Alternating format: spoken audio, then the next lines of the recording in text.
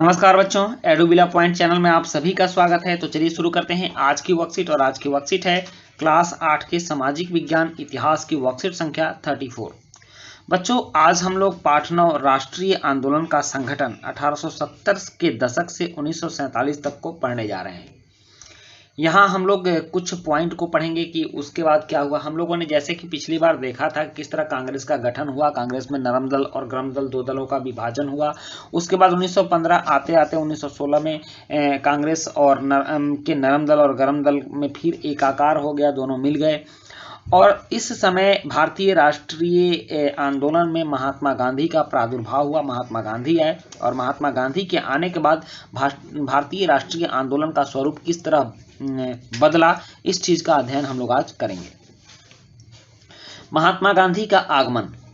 दक्षिण अफ्रीका में नस्ल भेदी पाबंदियों के खिलाफ अहिंसक आंदोलन का सफलतापूर्वक नेतृत्व कर गांधी जी 1915 में वापस भारत आए। दक्षिण अफ्रीका में महात्मा गांधी ने नस्ल भेदी आंदोलन किया था, जिसमें कि उनको सफलता भी मिली थी। और उसके बाद 1915 में वह भारत आए।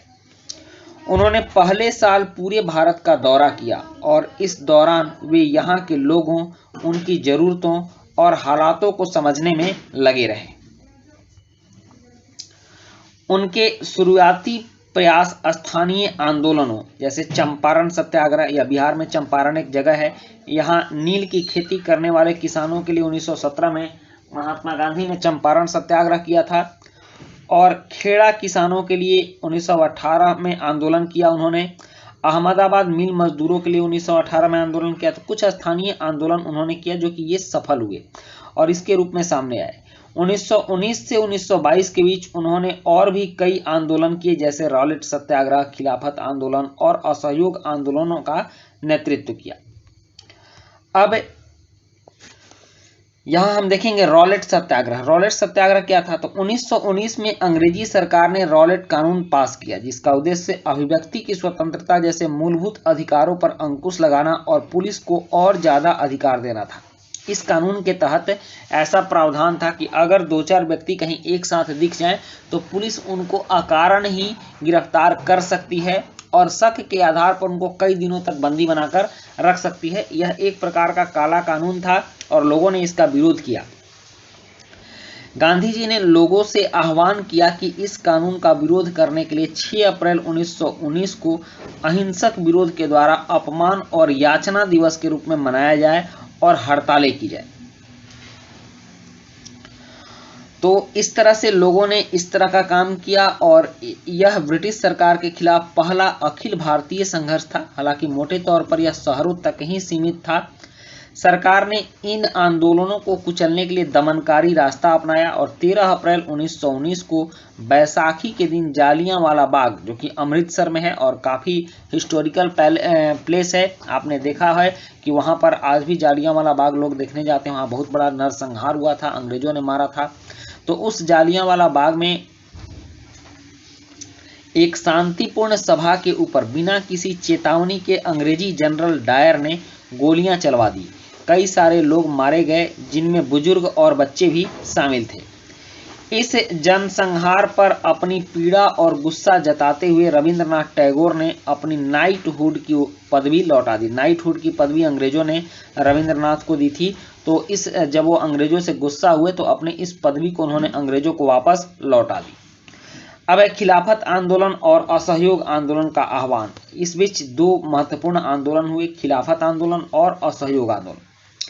प्रथम विश्व युद्ध में तुर्की की हार के बाद अंग्रेजों ने तुर्की के सुल्तान, जो पूरे विश्व के मुसलमानों का खलीफा माना जाता था, के ऊपर बहुत सख्ती संधि थोप दी। इससे पूरे विश्व के मुसलमान अंग्रेजों से खफा हो गए। जालियांवाला बाग हत्याकांड के बाद अंग्रेजों से गुस्सा हुए भारतीय मुस्लिम इस संधि से आग बबूला हो गए। पहले तो भारतीय मुस्लिम जालियांवाला बाग के हत्याकांड से अंग्रेजों के खिलाफ थे ही, लेकिन अब जब उनको तुर्की की खलीफा से अपमानजनक संधि की बात पता चली तो अंग्रेजों से और आग बबूला हो गए और गुस्सा हो गए। खिलाफत आंदोलन के नेताओं मोहम्मद अली और शौकत अली ने अंग्रेजों के खिलाफ आंदोलन शुरू किया, जिसका उद्देश्य तुर्की के सुल्तान यानी खलीफा की शक्तियों को फिर से बहाल करना था। गांधी जी ने उनके आह्वान का समर्थन किया और कांग्रेस से आग्रह किया कि वह पंजाब में हुए अत्याचारों, जालियांवाला बाग हत्याकांड और खिलाफत के मामले में हुए अत्याचार के खिलाफ आवाज उठाए और स्वराज की मांग करे। तो यह कुछ महत्वपूर्ण टॉपिक थे उस समय के, जब गांधी जी का भारतीय राजनीति में प्रवेश हुआ। और अब इस पर आधारित कुछ प्रश्न है। पहला प्रश्न है कि 1915 में भारत आने के बाद गांधी जी द्वारा किए गए कुछ स्थानीय आंदोलनों को लिखिए। रॉलेट कानून का भारतीय नेताओं ने विरोध क्यों किया था और खिलाफत आंदोलन क्या था, इसके कुछ नेताओं के नाम लिखिए। चौथा प्रश्न है, गांधी जी ने असहयोग आंदोलन का आह्वान क्यों किया। आपके विचार से गांधी जी ने खिलाफत आंदोलन का समर्थन क्यों किया। तो चलिए अब इन प्रश्नों के उत्तर लिखते हैं। पहला प्रश्न है कि 1915 में भारत आने के बाद गांधी जी द्वारा किए गए कुछ स्थानीय आंदोलनों को लिखिए। उत्तर है कि गांधी जी द्वारा किए गए कुछ स्थानीय आंदोलन चंपारण सत्याग्रह 1917, खेरा आंदोलन 1918 और अहमदाबाद आंदोलन 1918 है। प्रश्न 2 है कि रॉलेट कानून का भारतीय नेताओं ने विरोध क्यों किया था। उत्तर है कि रॉलेट कानून के द्वारा भारतीयों की अभिव्यक्ति की स्वतंत्रता पर अंकुश लग गया था और पुलिस को बहुत ज्यादा अधिकार मिल गया था, जिसकी वजह से भारतीय लोगों ने इसका विरोध किया।